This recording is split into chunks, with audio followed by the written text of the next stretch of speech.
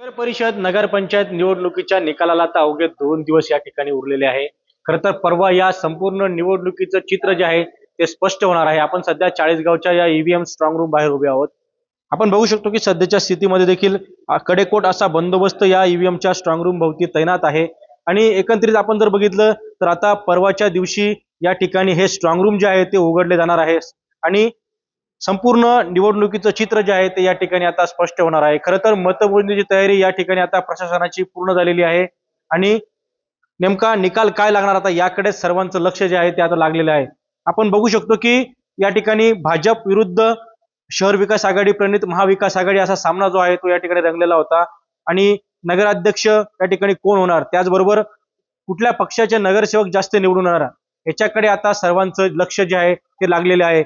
आणि या ठिकाणी आता अवघे 2 दिवस निकालाला उरलेले आहे. खेमचंद कुमार, TV9 मराठी, चाळीसगाव जळगाव.